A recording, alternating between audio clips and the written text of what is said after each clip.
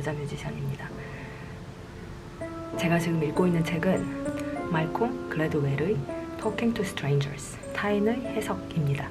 말콤 글래드웰이 이 책을 처음 출간했을 때 오프라 윈프리 쇼에 나와서 산드라 블론드 얘기를 했던 기억이 납니다. 아침에 제가 부엌에서 유튜브로 그 쇼를 봤었죠. 이 책을 지금 20% 정도밖에 안 읽었는데 책이 너무 재밌어서 다 읽고 나서 블링크나 아웃라이어 중 한 권을 또 읽을까 합니다. 산드라 블론드가 차선을 바꿀 때 시그널을 주지 않았다는 이유로 경찰과 약간의 실랑이가 있었고 막 신경전이 좀 있었어요. 경찰이 면허증을 요구하자 산드라 블론드가 면허증을 줬고 체크 후 다시 산드라의 차로 돌아왔어요. 그냥 주고 보내면 되는데 브라이언 앤시니아 이 경찰이 산드라 블론드를 쳐다보면서 Are you okay? 라고 시비를 겁니다. 조금씩 화가 쌓이기 시작한 그녀는 나 당신 기다리고 있었다. 이게 너의 업무이지 않느냐. 나 언제 갈 수 있느냐. 라고 당당하게 대답을 했고요. 앤시니아가 또 시비를 겁니다. 당신 되게 짜증나 보이네요. 라고 말을 걸죠. 그래서 산드라가 너 때문이다. 내가 드라이브 하고 있는데 스피딩업 해서 내 뒤에 따라잡고 결국에는 티켓을 끊지 않느냐. 당연히 짜증나지.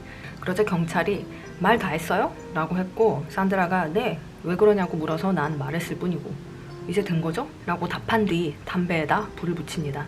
그러고 경찰이 갔어야 했는데 담배 좀 끄시죠. 라고 또 시비를 겁니다. 산드라 블론드는 내가 내 차에서 담배도 못 피냐 라고 대응했고 이게 그 브라이언 앤시니아의 심기를 불편하게 했죠. 이때부터 경찰이 자신의 어토리티를 남용하기 시작합니다.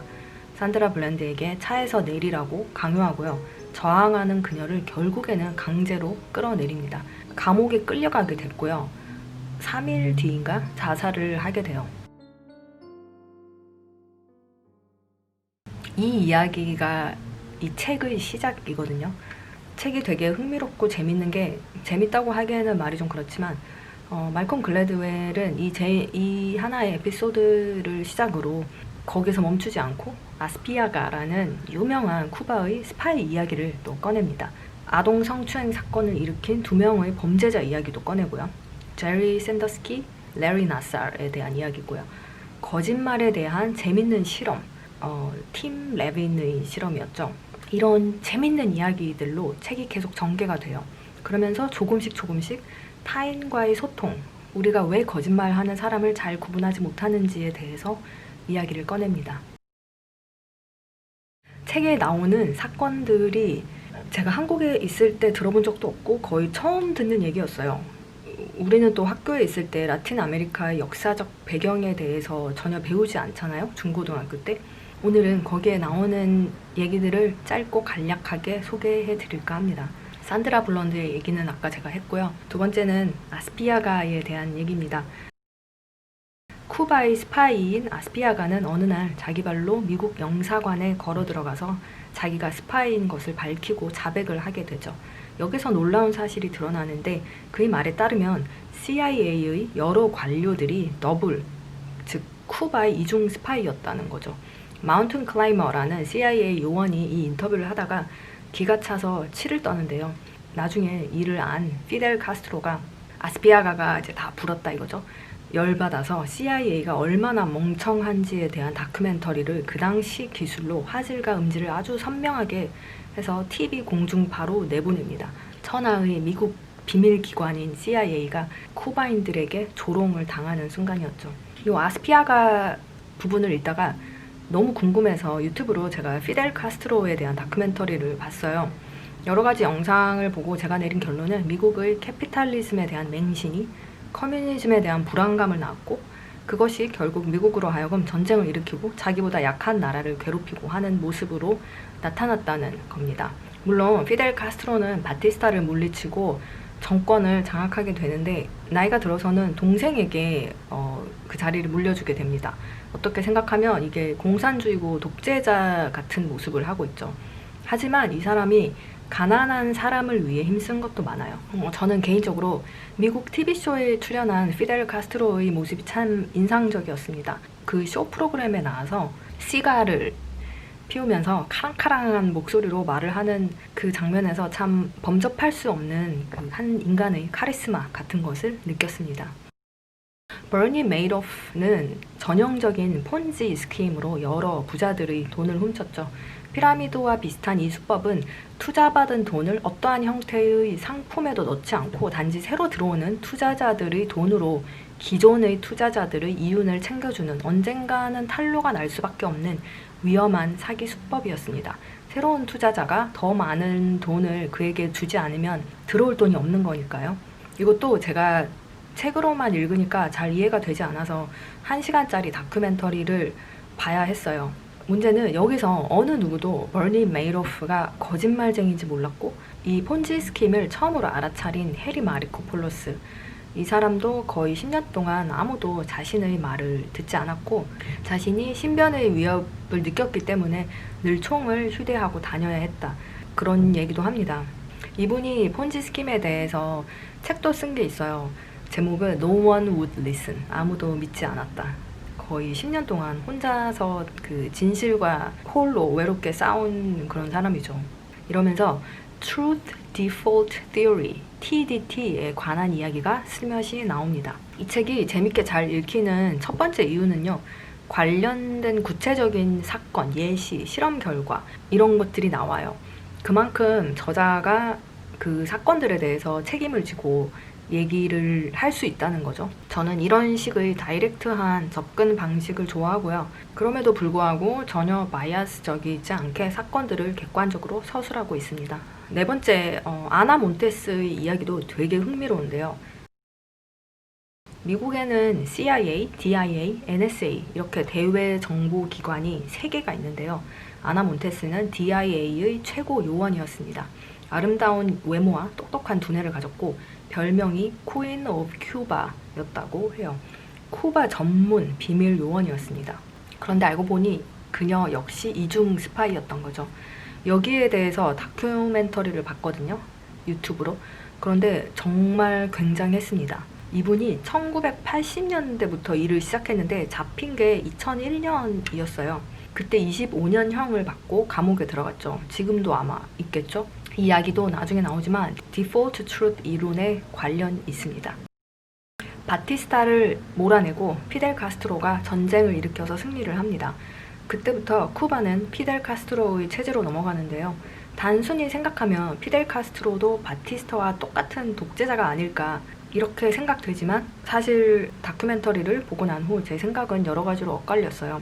이 두 독재자는 따지고 보면 성향이 많이 달라요. 바티스타는 부자들을 위한 독재자이고 피델 카스트로는 가난한 사람 편에 섰죠. 그래서 사실 의학, 교육에 있어서 쿠바가 발전을 많이 합니다. 당시 미국의 한 저널리스트가 쿠바에 방문했을 때 통증이 와서 병원 응급실에서 치료를 받는데요. 이 미국인이 굉장히 쿠바의 선진 의료 시스템에 감탄을 하죠. 그가 치료받은 병원은 하루에 700명의 환자를 수용할 수 있는데 당시 뉴욕에서도 그게 가능했던 병원이 몇 개 안 되었다고 해요. 게다가 쿠바에서는 모든 의료 비용이 공짜였거든요. 지금 기억나는 게 팩트풀니스라는 책에서도 그래프가 나오죠.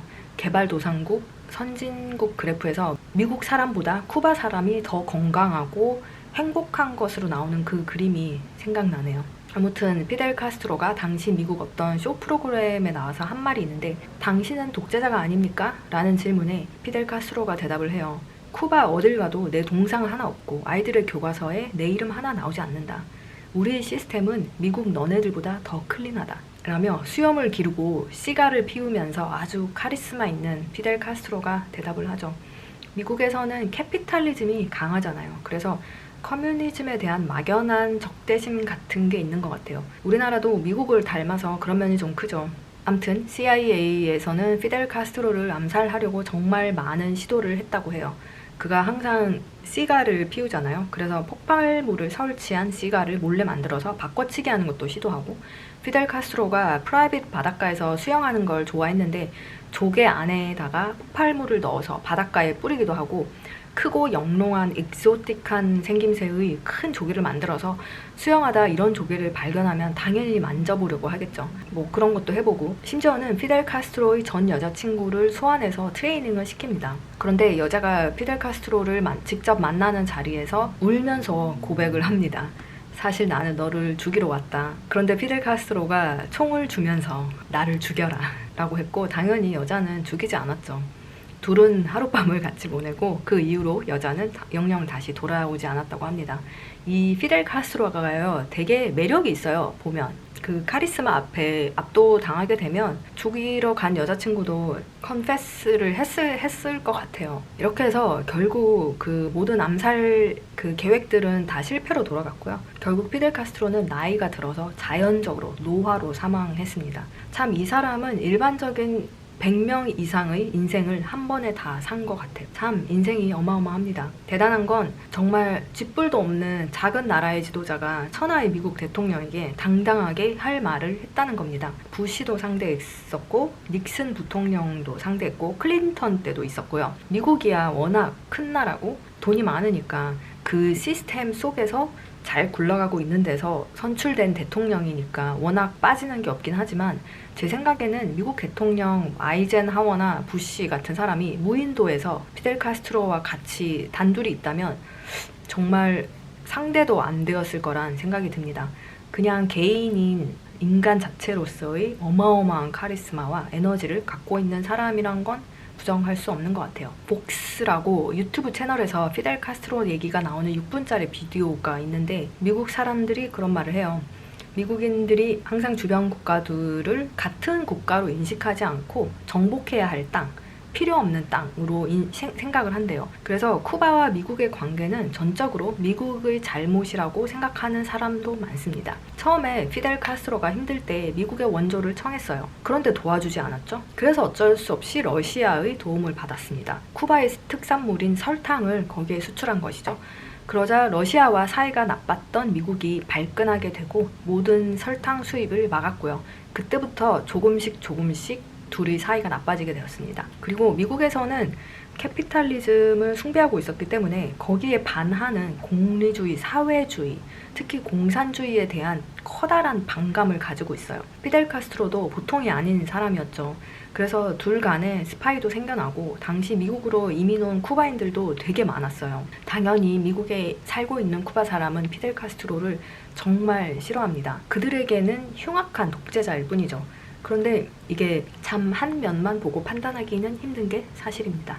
아무튼 이렇게 몇 개의 다큐멘터리를 시청하고 책의 20%를 겨우 끝냈습니다.